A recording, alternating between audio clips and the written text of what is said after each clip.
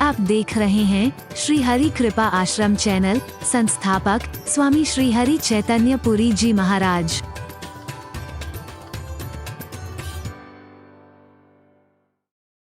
तुम चाहो तो परमात्मा का सृष्टि गणना में कुछ नहीं है।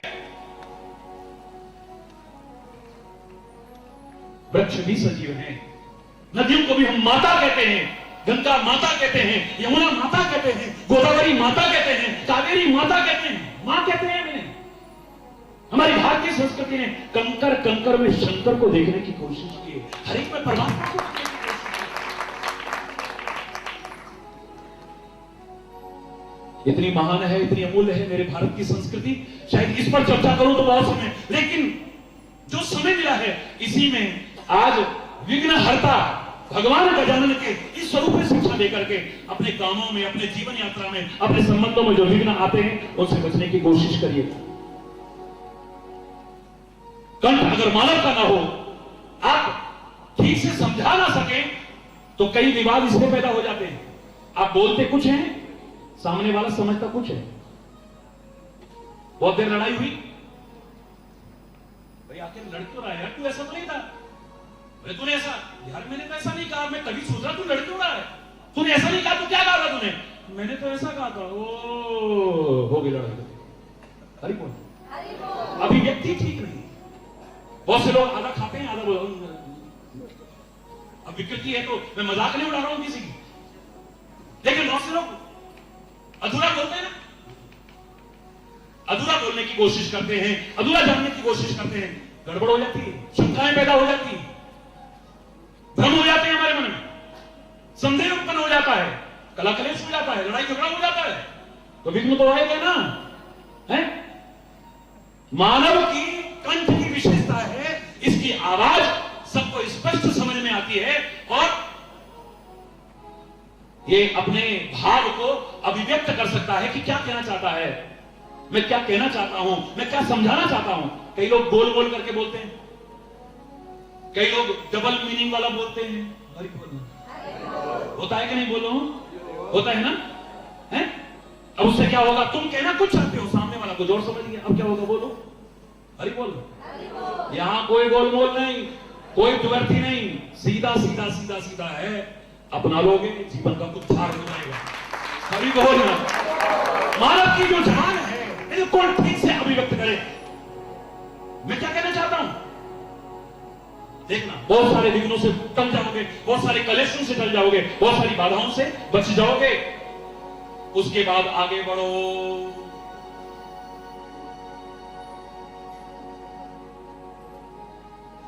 चार हाथ हैं। हरि बोल। कितने हैं मेरे गजानन के, कितने हाथ हैं? वैसे तो उसके अनंत हाथ हैं। मैं अगर ये कह दूं कि सब हाथ उसी के तो हैं, ये भी कोई है?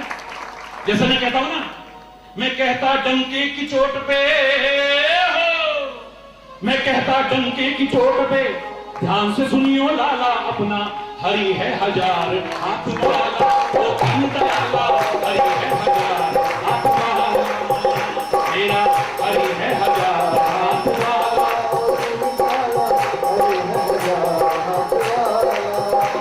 हाँ मैं कहता डंके की चोट पे, मैं कहता डंके की चोट पे, ध्यान से सुनियो लाला अपना, वो दीन दयाला, हरि है हजार हाथ वाला, वो मेरा हरि है हजार हाथ वाला,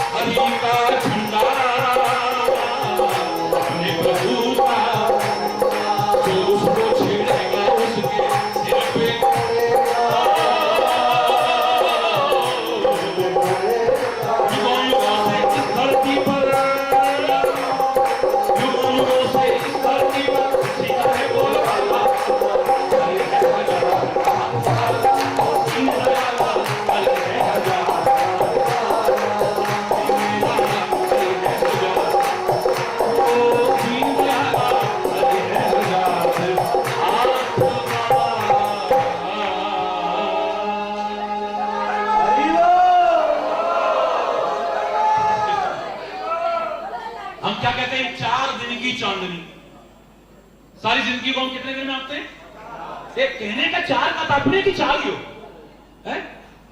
अरे 2 दिन का गेले यार, क्या है ये शब्द का सीधे सीधे शब्दार्थ मत लगाइए।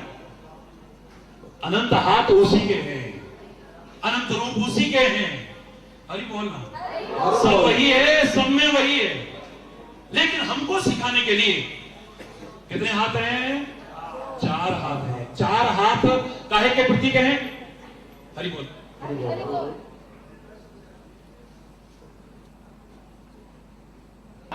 4 पुरुषार्थ के प्रतीक हैं, धर्म, अर्थ, काम और मोक्ष।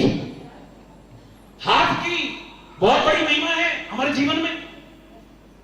भगवान ना करे जिसके नहीं है या न रहे, मैं उनकी बात नहीं कर रहा हूं, वरना इस हाथ की महिमा को हमारे यहां तो कहते हैं अपने हाथ जगन्नाथ। हरि बोलना, जोर से बोलो ना। खाली श्रद्धा ना हो, खाली श्रम ना हो। इस श्रद्धा और श्रम का अगर समन्वय हो जाए तो लाख कोशिश करके जो सुख और आनंद नहीं पा रहे हो सहज में पा जाओगे। श्रद्धा और श्रम दोनों जुड़ जाए, मेहनत, कर्म, भक्ति और ज्ञान का सुंदर समन्वय हो जाए जीवन में, जो आप लाख कोशिश करके नहीं पा सकते पा जाओगे सहज में। इन हाथों का बहुत महत्व है। तुम लक्ष्मी चाहते हो ना, साधन चाहते हो ना, कोई बुराई नहीं है। इनका देवता लक्ष्मी नहीं है। लक्ष्मी यंत्र रख करके अगर तुम्हारे घर में लक्ष्मी बरसे तो फिर तो हरि बोल, कोई दुनिया में गरीब ही ना रहेगा भाई। हरि बोल ना। ये बेवकूफ बनाना मेरे से नहीं आता। कम से कम अपना चंद उल्लू सीधा करने के लिए आपको उल्लू बनाना इज नॉट माई। मैं तो तुम्हें सच्चे अर्थों में मानव बनाना चाहता हूं, मानव बनते हुए, बस यही मेरा काम है। हरि बोल ना। लक्ष्मी का देवता, धन का देवता श्रम है। जापान ने हिरोशिमा कांड के बाद कितना कम समय में विश्व में जो अपना स्थान बनाया है लक्ष्मी पूजा करके। बोलो ना, लक्ष्मी यंत्र रख के, जोर से बोलो ना। क्या करके? जोर से बोलो ना। तो फिर तुम क्यों नहीं करते? खाली इन भरोसों पर क्यों रहते हो? अरे भाग के बाद खाली मत चिल्लाओ। ज्योतिष का महत्व होगा, वह विज्ञान है, ठीक है, लेकिन समय की मांग में चैलेंज करके कह रहा हूं, ज्योतिष की शरण में जाने के लिए अपने जीवन को ज्योतिर्मय बनाने की आवश्यकता है। कम सो मां ज्योतिर्गमय के सिद्धांत को अपनाते हुए अज्ञान के अंधकार से ज्ञान के उजालों की ओर आगे बढ़कर के ठोकरों से बचने की आवश्यकता है, विघ्न बाधाओं से बचने की आवश्यकता है। ज्योतिष नहीं, जीवन को ज्योतिर्मय बनाने की आवश्यकता है। हरि बोल। ये हाथ की रेखाएं तो तेरी अपने आप बदल जाएंगी, बदल नहीं जाएंगी, संवर जाएंगी। तो कर्म कर, परिश्रम कर, हाँ परमात्मा का नाम लेकर के कर। मां मस्मा युद्ध चल, प्रवस नगर कीजिए सब काजा, हृदय राखी कौशलपुर राजा। हृदय से परमात्मा का स्मरण करके कर।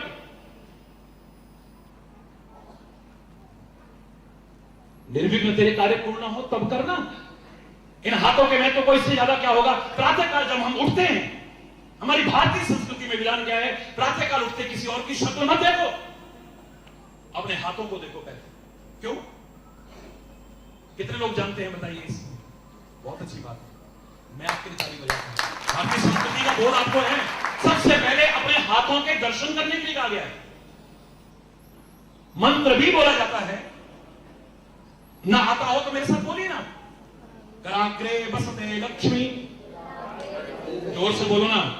कराग्रे बसते लक्ष्मी, करमध्ये सरस्वती, करमूले तो गोविंद, प्रभाते कर दर्शनम।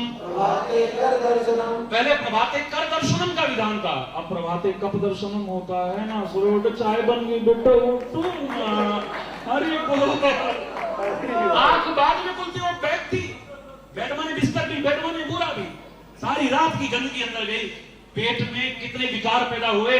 आधी से ज्यादा बीमारियां हमारे पेट की वजह से हैं। सही नहीं, 80% रोगों की जननी ये है। हरि बोल ना। सारी गंदगी अंदर गई, सारी गंदगी। प्रभाते कर दर्शनम होता था इस देश में, अब प्रभाते कप दर्शनम होता है। हरि बोल। ठीक है ना? फिर से लौटो अपने देश की संस्कृति की ओर, अपनाओ इसे। वंचित हो ना जिस चीज से, लाभ कोशिश करके भी पा जाओगे। सही। चार हाथ चार पुरुषार्थ के प्रतीक हैं, जीवन के रहते मरने के बाद नहीं। धर्म, अर्थ, काम और मोक्ष जीवन के रहते पाओ। महाराज जी हमारी मुक्ति होगी कि नहीं? अरे मरने के बाद मुक्ति की किसने कहा है? मरने के बाद की मुक्ति की बात करनी है तो जा किसी और के पास। अपने लाठी वाले भैया से जानना चाहता है ना, तो मरने के बाद की मुक्ति की चर्चा यहां नहीं है। यहां तो जीते जी मुक्त हो जा अज्ञानता से, अंधविश्वास से, कुरीतियों से, रूढ़िवादियों से, गैर विरोध से, घृणा से, करुणा से।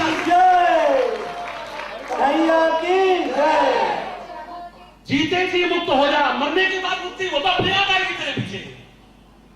जो जीते जी मुक्त नहीं हुआ अज्ञानता से, अंधविश्वासों से, रूढ़िवादियों से, कुरीतियों से, गैर विरोध से, घृणा से, बेमिलता, मरने के बाद भी पता नहीं क्या होगा। I can say God knows. जोर से बोलो, जीते जी पाना है इन चारों फलों को। वंचित नहीं रहना है। ना काम बुरा है, ना अर्थ बुरा है, इनकी भी चर्चा है यहां। अर्थ, धर्म, काम और सारे मिलकर बोलिए मोक्ष। ये चार फल पाने हैं, लेकिन इन चार हाथों में सबसे पहले हाथ में देखिए क्या है? अंकुश है। क्या है बोलो? अंकुश। ये कह रहा है कि धर्म के अंकुश में बने रहना, फिर पाओ आनंद ही आनंद है। वरना है इन चारों फलों को पाओ, लेकिन धर्म के अंकुश में अगर अधर्म तुम्हारे जीवन में प्रवेश कर गया तो ये अर्थ भी अनर्थ की जड़ बन जाएगा। इस अर्थ को पाकर के कुकर्म करोगे, गंदे व्यसन अपने जीवन में लाओगे, गलत रास्ते पर चलोगे, अभिमान में आकर के इस अर्थ को भी नष्ट करोगे, अपने आप को भी नष्ट कर बैठोगे। हरि बोल। धर्म के अंकुश में रह करके, अंकुश होना चाहिए। एक हाथ में क्या है? एक हाथ में क्या है बोलो? अंकुश। ये धर्म का अंकुश है। अगर धर्म का अंकुश न हुआ तो मानव ही नहीं रहेगा, कब जानवर बन जाएगा या जानवर से भी बदतर बन जाएगा, पता भी नहीं चलेगा। फिर पता नहीं कितने निधारी होंगे, कितनी बीमारी होगी, कितनी दुर्दशा होगी, अपनी भी और समाज की भी कह नहीं सकता तू। मेरे भगवान गजानन कहते हैं कोई चीज बुरी नहीं, जीवन के रहते इन चारों फलों को पाओ, लेकिन धर्म का अंकुश बना के रखना। श्रीमद् भगवत गीता का जो पहला शब्द आता है धर्म क्षेत्र कुरुक्षेत्र, खाली उसी कुरुक्षेत्र की चर्चा नहीं है। खाली उस कुरुक्षेत्र की चर्चा होती, गीता वहीं खत्म हो गई होती। आज भी प्रासंगिक है, आगे भी प्रासंगिक रहेगी। कौन से कुरुक्षेत्र के लिए? तेरे जीवन का जो कर्म क्षेत्र है, ये जो तेरे जीवन का कुरुक्षेत्र है, इसको धर्म क्षेत्र बनाना, इसे अधर्म क्षेत्र बनाने की कोशिश मत करना। बड़ा आनंद आएगा।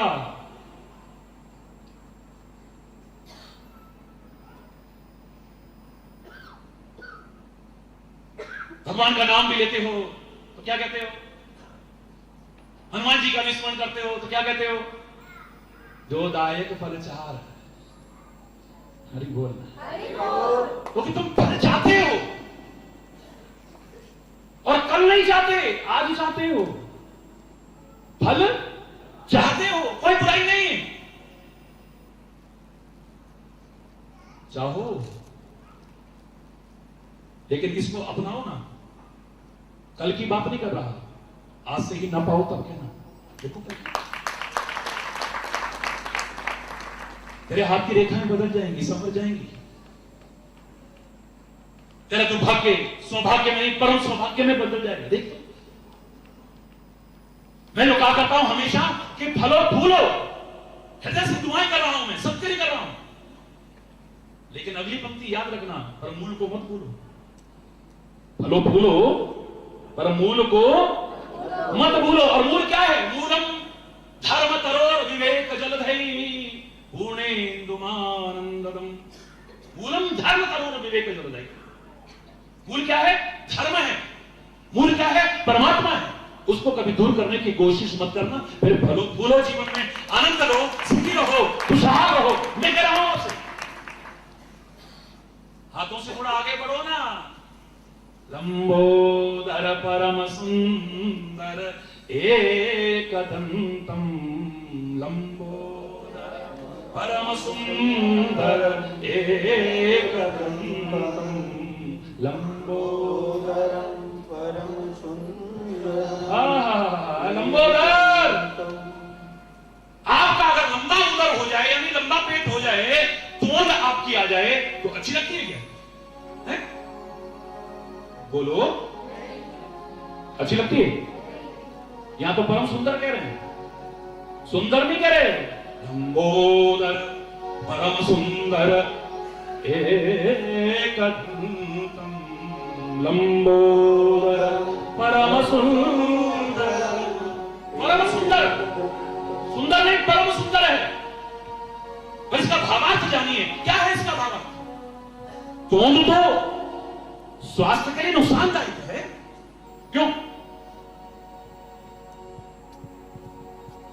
कोशिश कीजिए, इसका तात्पर्य नहीं कि आप भोजन बंद कर देना।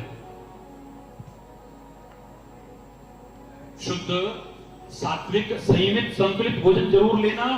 कई बार अपने आप को फिट करने के चक्कर में और ज्यादा अनफिट कर देते हो। हरि बोल, हरि बोल। हाँ, वो फैशन के चक्कर में कई बार क्या होता है, स्लिम ट्रिम दिखने चाहिए ना, उस चक्कर में बीमारियां पैदा हो रही है।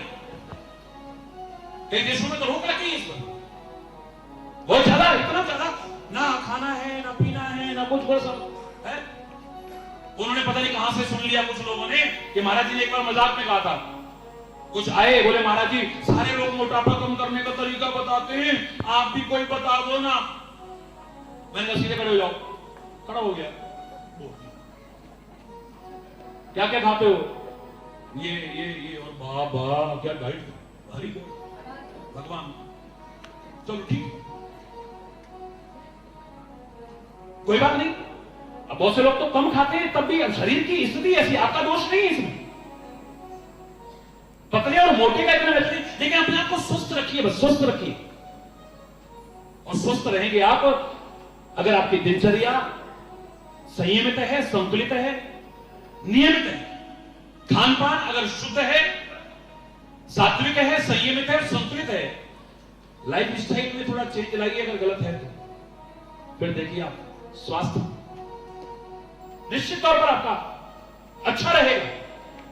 स्वस्थ रहना चाहिए, तो इसका भी ज्यादा नहीं। बहुत से लोग मोटा समझ करके अपने आप को और ज्यादा वो बीमारी के चक्कर में डाल देते हैं, वो भी नहीं।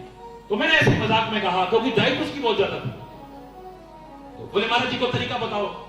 बता दूं आपको मैंने क्या कहा उसको, पर आप लोग मत अपनाना प्लीज, ये पहले कह दे रहा हूं। मैंने कहा सिर को इधर करो। महाराज जी गर्दन में प्रॉब्लम नहीं है, गर्दन की एक्सरसाइज नहीं, पेट मोटापा कम करने के बताओ ना। तो मैंने कहा वही बता रहा हूं ना, आप यूं करो।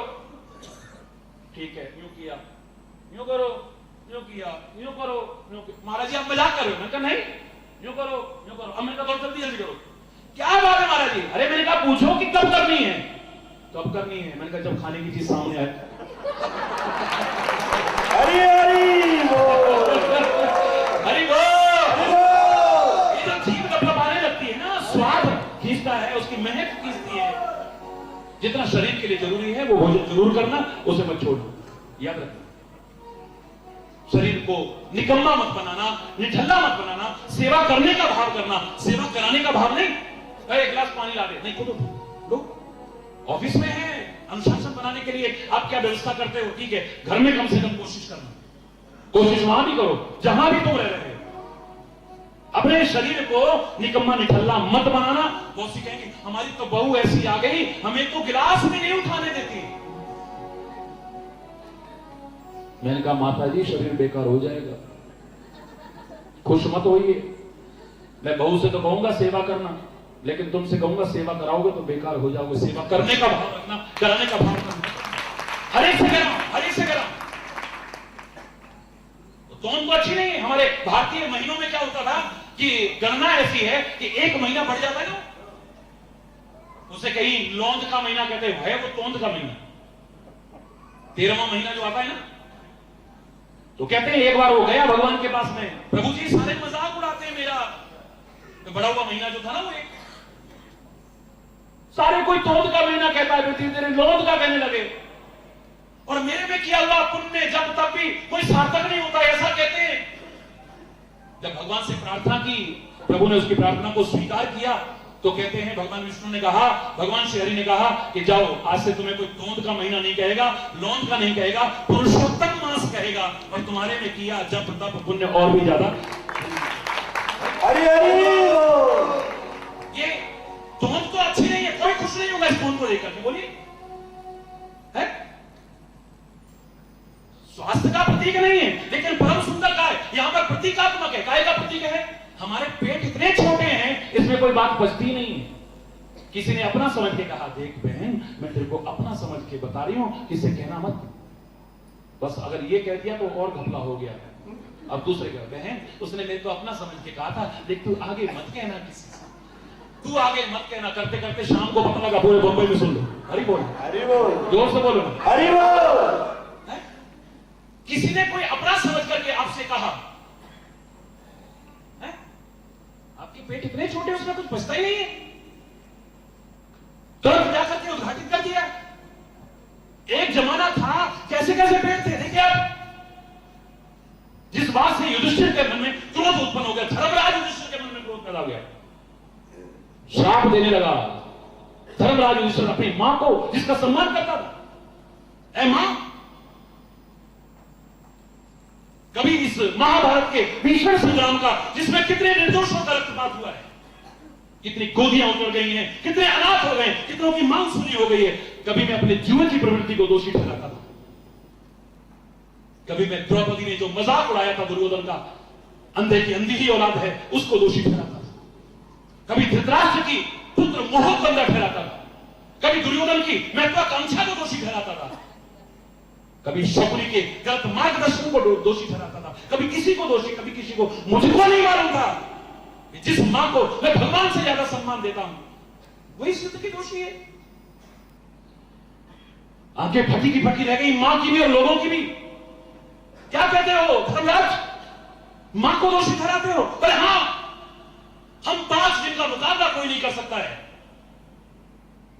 और छठा, अगर हमें पता लग जाता समय रहते, ये कर्ण भी हमारा भाई है, हम इसको सूत पुत्र कहकर इसका अपमान ना करते, हम इसका तिरस्कार ना करते, ये कौरवों के पास ना जाता और वो इसे सम्मान देकर के अपने में ना मिलाते। ये सारे उछल रहे थे काय के बल पर? इस कर्ण के बल पर। 5 हम, और समय से आप बता देती कि तुम्हारा ये सगा भाई है। छठा कर्ण अगर हम मिल जाते, मैं चैलेंज करके कह रहा हूं, ये महाभारत का संग्राम ही नहीं होता। हरि बोल। महाभारत का संग्राम ही ना होता तो इतना रक्तपात न होता। ये कब हुआ था? जब कर्ण मरा है और उसके शव पर हा पुत्र कह करके कुंती रुदन करने लगी। भीम को भी क्रोध आ गया, नकुल को भी क्रोध आ गया, सहदेव को भी क्रोध आ गया, अर्जुन को भी क्रोध और युधिष्ठिर को भी। क्या करती हो? हमारे शत्रु के शव पर पुत्र बेटा कह करके रुदन करती हो। यह हमारा अपमान है, तिरस्कार है। आज सुनाया सारा किस्सा के बेटा, ये तुम्हारा शत्रु नहीं है, ये तुम्हारा ज्येष्ठ भ्राता है, जिसे तुम सूत पुत्र कह करके अपमान करते थे। और मौके का फायदा उठा करके दुर्योधन ने सम्मान बना दे करके इसे राजा बना करके अपने में मिला लिया। ये तुम्हारा सगा भाई है, मां जाया भाई है, मेरे ही गर्भ से उत्पन्न हुआ है। युधिष्ठिर से राहत नहीं गया, श्राप दिया, आज के बाद तुम स्त्रियों के पेट में कभी ऐसी बात छोड़नी नहीं चाहिए। तो परिणाम है, आगे मैं नहीं बोलता, नहीं तो मेरी बहन बेटियां कहेंगी। हाँ, अगर पुरुष भी ऐसी बात करते ना, कहते इसका तो बिल्कुल औरतों जैसा पेट है, इसको तो बताया नहीं और सामने उगला इसने, इसकी तो उल्टी हो जाएगी तुरंत, इसके पेट में बचने वाली नहीं है, मत बताना इसको।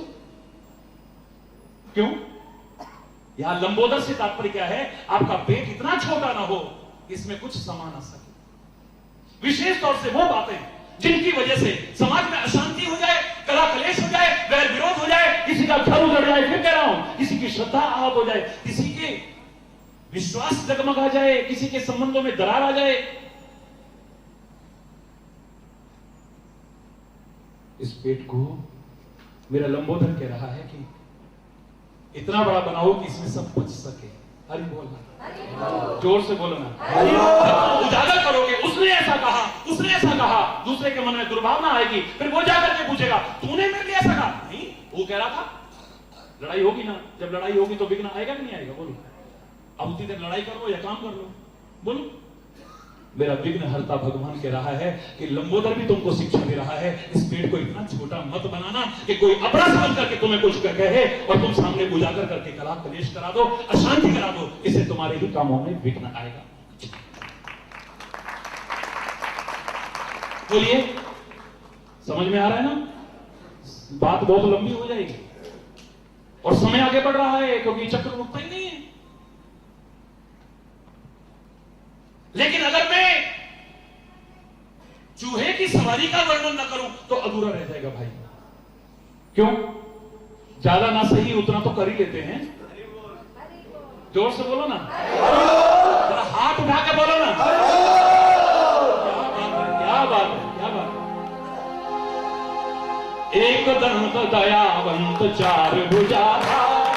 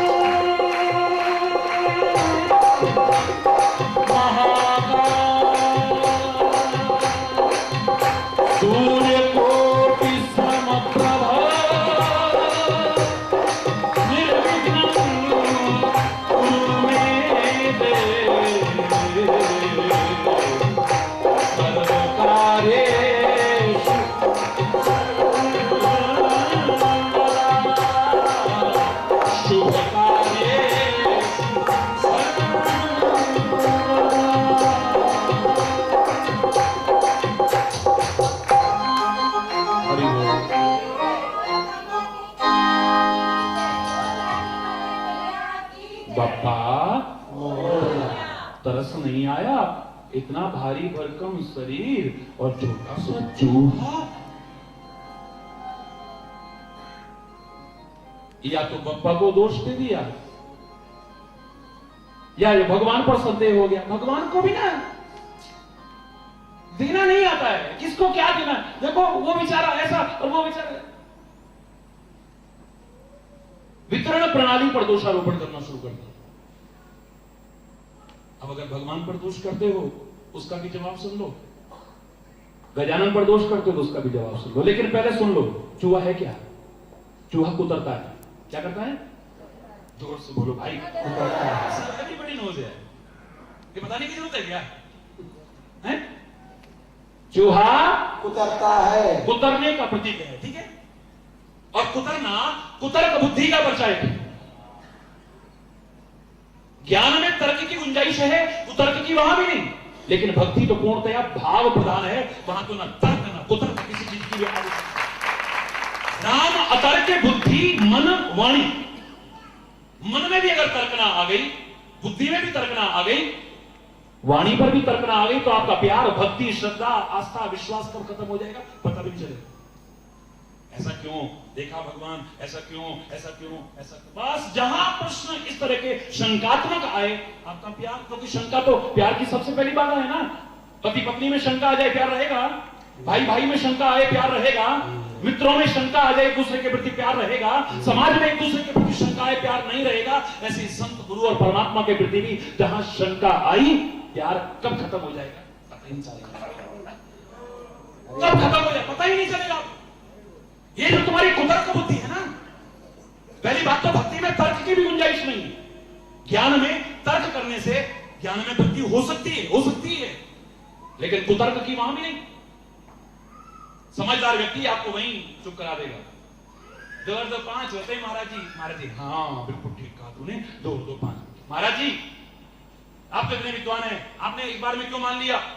क्या करता? आखिर में झुंझला के भी तो मानता। मैं कहता 2 और 2 4, नहीं 2 और 2 5। मैं कहता 2 और 2 4, नहीं 2 और 2 5। कितनी देर कहता? आखिर में मैं ही कहता अच्छा यार 2 और 2 5। टाइम बर्बाद कर दिया। अरे झुंझला के अपना स्वभाव खराब करके बोलता। पहले कह दिया हाँ बाबा तू बहुत बड़ा आदमी, मैं छोटा है, तू बहुत बड़ा। कुतर्क का क्या जवाब दोगे बोलो? समझदार व्यक्ति बहस, तुलसी ने तो साफ साफ कह दिया, यह न कहीं सटही हटशील रही, जो मन लाए न सुन हरी नहीं। ये रामायण मेरी मत सुनाना उनको जो व्यर्थ का कुतर्क करते हैं, जो अपने हाथ पर अड़े रहते हैं, जो मूर्ख हैं, उनको मत सुनाना। बेकार में अपना समय बर्बाद करोगे। इसके प्रति जो अपमान होगा उसके दोषी तुम हो जाओगे। मत सुनाओ ऐसे लोगों को, क्या आवश्यकता है? श्रद्धालु 4 भी अगर हो ना, और वैसे अगर 4 लाख भी हो तो वो मजा नहीं आता है। लेकिन आप तो इतनी कम सूचना पर फिर भी भागे चले आ रहे हैं। आपके सामने मैं बात को उजागर क्यों ना करूं? आपका लाठी वाला भैया किसी संत गुरु से किसी ने रिश्ता बनाने की हिम्मत की? खाली पूजा और सम्मान करके ही वहां तक रखा। लेकिन आपने तो अपना लाठी वाला भैया कह करके एक प्यार और अपनत्व का रिश्ता कायम किया है। तो क्यों ना? मुझे क्यों अच्छा लगता है आपको? कामा के कन्हैया की, लाठी वाले भैया की, हरि बोल। बताइए, जो अच्छा मुझे मिला है ईश्वर की कृपा से, जो अच्छा मुझे मिला है सदगुरु की कृपा से, जिसने मेरे साथ साथ लाखों करोड़ों लोगों के जीवन को संवारा है, ये आपका लाठी वाला भैया आपके सामने क्यों ना रखे? क्योंकि तुम्हारे कामों में जब विघ्न आते हो, परेशान होते हो, तो मुझे भी अच्छा नहीं लगता। जब आप खुशहाल दिखते हो ना, तो सबसे वाला प्रसन्न होने वाला भी आपका ही लाठी वाला भैया होगा। तो जब आप दुखी होते हो तो किसी को दुख में देख करके पीड़ित होने वाला भी। खाली मेरे से तात्पर्य नहीं, आपके संत, आपके महापुरुष, आपके सदगुरु। ये जो कुतर्क बुद्धि है ना, इसे निरंकुश मत छोड़ो। मेरे भगवान गजानन कह रहे हैं, सवारी का तात्पर्य क्या है? अपने नीचे दबा के रखो इसे। नहीं समझे? ये जो कुतर्क करके आप अच्छी अच्छी बातों की छीछालेनी कर देते हो, बर्बाद कर देते हो, इस कुतर्क बुद्धि को दबा करके रखो अपने नीचे। जैसे सवारी को अपने नीचे रखते हैं, ऊपर नहीं रखते हैं। जुआ क्या करेगा? उसके लिए रेशम भी वही है, रेशम को भी काट छाट के बेकार कर देगा वो। उसके लिए दुर्लभ से दुर्लभ ग्रंथ भी कोई महत्व नहीं रखते, उसको भी काट छाट के बेकार कर देगा। वेद को हम भगवान का रूप मानते हैं, लेकिन जुआ नहीं मानेगा। हरि बोल। अच्छी से अच्छी चीज को काट छाट के बेकार कर देगा। और ये हमारी कुतर्क बुद्धि है। कुतर्क कर करके बड़े बड़े महापुरुषों में से भी, भगवान में से भी कमियां निकाली हमने। संत महापुरुषों की बात छोड़ो, भगवान के विभिन्न अवतारों की बात छोड़ो, मर्यादा पुरुषोत्तम राम श्री खड़े हो जाए किसी कुतर्क वाले के सामने, मर्यादा पुरुषोत्तम, काय के मर्यादा पुरुषोत्तम वाली को छुप के मार दिया, काय के मर्यादा पुरुषोत्तम गर्भवती सीता को जंगलों में भटकने को छोड़ दिया। अरे ऐसे में तो दुश्मन को भी नहीं निकालते घर से भाई। यही करेगा और क्या करेगा बोलो। कदम कदम पर मर्यादा का पालन करने वाले श्री राम को नहीं छोड़ेगा वो। आइए हरि बोलो ना, जोर से बोलो ना, हरि बोल।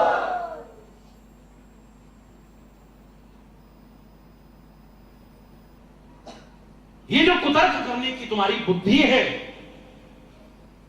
इसे आजाद मत छोड़ो, इसे निरंकुश मत छोड़ो, दबा के रखो अपने नीचे।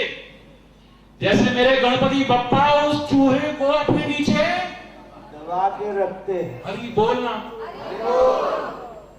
दबा के रखते हैं जैसे। फिर देखो, जो सुनोगे, जो पढ़ोगे, जो जानोगे, उसमें से अच्छा ही अच्छा निकाल करके दिखाओगे, गलत नहीं निकालोगे कभी। अरे इसी स्वरूप को देख करके लोग शंका करते हैं, और इसी स्वरूप को देख करके आपके महाराज जी आपके सामने व्याख्या कर रहे हैं। आपकी कैसी बाधाएं दूर हो जाएंगी। कुतर्क बुद्धि हो तो ले, इनके तो देवी देवता भी ऐसे ही हैं।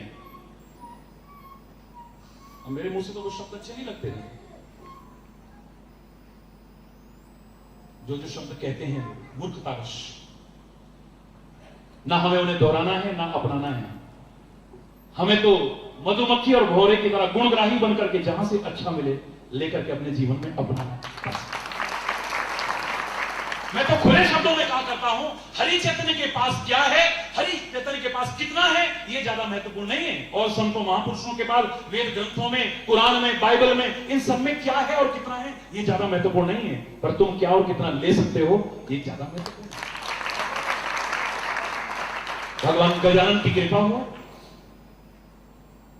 परमात्मा की कृपा हो, सदगुरु की कृपा हो, आपका प्रयास हो, सबकी शुभकामना और आशीर्वाद हो। इस मार्गदर्शन को आप जीवन में अपनाएं।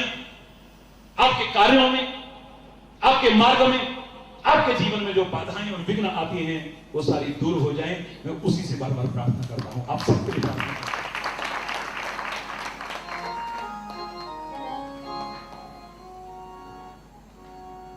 अपने अपने स्थान पर अब देखिए, अब कोई कहे कि भगवान 2 मिनट और रहे, ये भगवान ने क्या किया? अगर कोई ऐसी बात करे तो भगवान की वितरण प्रणाली पर दोष लगाना यह हमारी मूर्खता का परिचय होगा। मेरी शिक्षा दीक्षा राजस्थान में हुई, और राजस्थान में कई इलाके ऐसे वहां पानी भी नहीं होता है, ठीक है ना, रेत ही रेत होती है चारों ओर। ऐसे में एक यात्री चला जा रहा था, तो कहते हैं भूख प्यास से व्याकुल, भगवान करे कुछ खाने को मिल जाए, कुछ पीने को मिल जाए, थोड़ी छाया मिले, पेड़ भी नहीं था वहां पे। उस जमाने की बात, अचानक उसे 4-5 पेड़ों का एक झुरमुट दिखाई दिया। हरि बोल।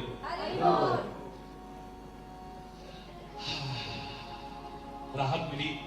सामने देखा पानी का तालाब है और उसके पास में खेती भी हो रही है। वाह, ए भगवान तूने सुन ली मेरी। आगे बढ़ा, पहले थोड़ा पानी पिया, फिर और आगे बढ़ा, खेत में पहुंचा तो क्या देखा, उसमें बड़े बड़े बड़े बड़े बड़े बड़े वो क्या कहते हैं, वाटरमेलन, तरबूज, तरबूज मोटे मोटे, राजस्थान बहुत बड़े बड़े होते हैं ना, इतने बड़े बड़े तरबूज। चारों ओर देखा, देखने के बाद एक तोड़ा, यूं मारा, खोला, खाया, भूख भी मिटी, थोड़ी प्यास भी मिटी। क्यों? ठीक। उसके बाद आया और उस पेड़ों का जो झुरमुट था, जिसमें एक आम का पेड़ था, एक नीम का पेड़ था, 2-3 और पेड़ थे बड़े अच्छे अच्छे छायादार, उसके नीचे आके लेट गया। हाथ का ऐसे तकिया बनाया, अचानक निगाह लेटते लेटते गई तो क्या देखता है, इतना बड़ा पेड़ नीम का और छोटी छोटी निमोली लगी उसमें। निमोली कहते हैं नीम की, छोटे छोटा फल जो होता है, इतना बड़ा आम का पेड़ और छोटे छोटे कच्चे आम लगे इतने इतने से। अभी तक तो भगवान को धन्यवाद है, भगवान थैंक यू, थोड़ी राहत मिली। अब बोला भगवान इतना मूर्ख है तेरे को ये मालूम नहीं है कि संसार में किसको क्या देना चाहिए। अरे छोटी छोटी पतली बेल में तो इतने इतने बड़े बड़े वाटरमेलन, इतने बड़े बड़े कद्दू, और इतने बड़े पेड़ में इतनी सी निगोली। लगता है तेरे को बांटना नहीं आता है। हरि बोल। भगवान की वितरण प्रणाली पर दोषारोपण करता करता लेटा कि तेरे को बांटना नहीं आता है, किसको क्या देना है, कितना देना है। इतने बड़े पेड़ को इतने इतना फल, और पतली सी बेल को, बेल होती है जिसमें लगते हैं तरबूज, जिसमें लगते हैं वो काशी फल, सीताफल, क्या क्या कहते हैं वो पता नहीं, बड़े बड़े फल लगते हैं। झपकी लगी, अचानक एक तोते ने एक आम को जो टहनी पर लगा था कुतरा, वो नीचे गिरा, टक पकड़ के नाक पे लगा, जोर से लगा तो उठा, देखा तो जरा सा खून भी आ गया। अब बोला भगवान मेरे को माफ करना, तो बहुत समझदार है। अगर इस छोटी सी आमी की जगह या निबोली की जगह से तो तू मेरा क्या होगा। तू ज्यादा समझदार है, किसको क्या देना है। अरे हम तो तेरी शरण में हैं, बस हम पर कृपा बनाए रखना, हम पर कृपा बनाए रखना, हम पर कृपा बनाए, बस ये चाहते हैं। तेरे को दोष नहीं दे सकते, तू ज्यादा समझदार है। क्यों? जो इतने बड़े पेड़ पर इतनी सी निबोली लगा सकता है, जो इतने बड़े पेड़ पर छोटी सी आम का फल लगा सकता है, उसने इतने बड़े स्वरूप के नीचे चूहा रख दिया, तो उसको दोष मत देना कभी। हरि बोल। दोष हमारी बुद्धि का है, दोष हमारी समझ का है, कहीं पर भी दोष नहीं है। लेना चाहो तो बहुत बड़ी ऐसी शिक्षा है कि अपनी कुतर्क बुद्धि को दबा करके रखो, इसे निरंकुश मत हो। अच्छा अच्छा सीखो, अच्छा अच्छा बोलो, अच्छा अच्छा सुनो, अच्छा अच्छा खाओ, अच्छा अच्छा चिंतन करो, अच्छी अच्छी जगह चल के जाओ, तुम्हारे जीवन में अच्छा ही अच्छा होगा। सर्वो विघ्न विनाशाय,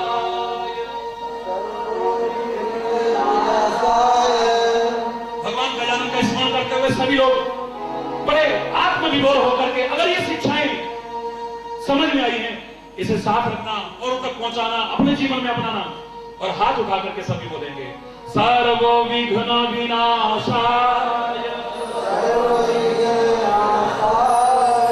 सर्व कल्याण हेतवे, पार्वती प्रिय पुत्राय, गणेशाय नमो नमः, श्री गणेशाय नमो नमः,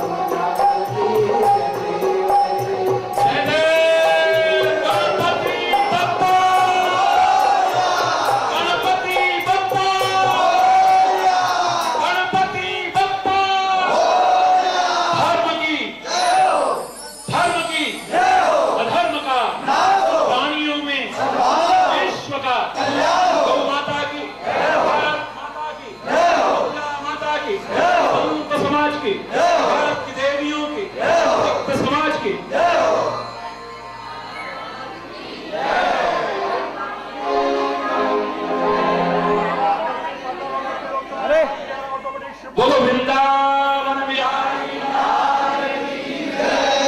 जय श्री राधे।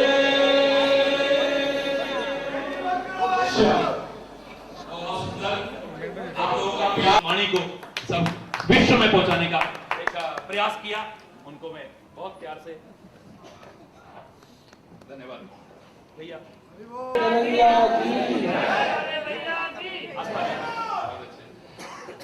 आकाश धरती पाताल और मृत्यु लोक का आया राम किया।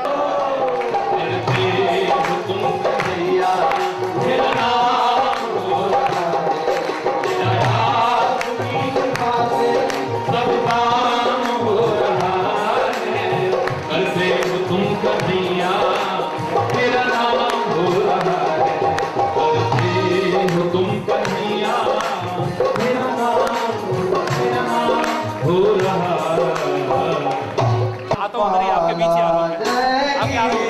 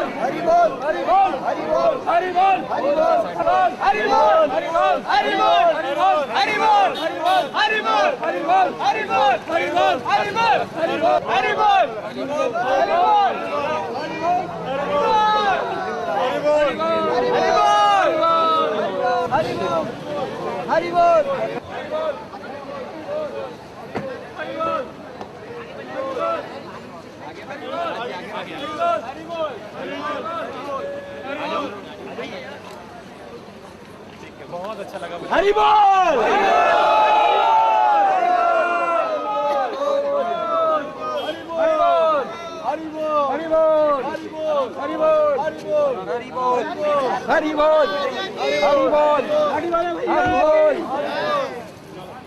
हरि बोल हरि बोल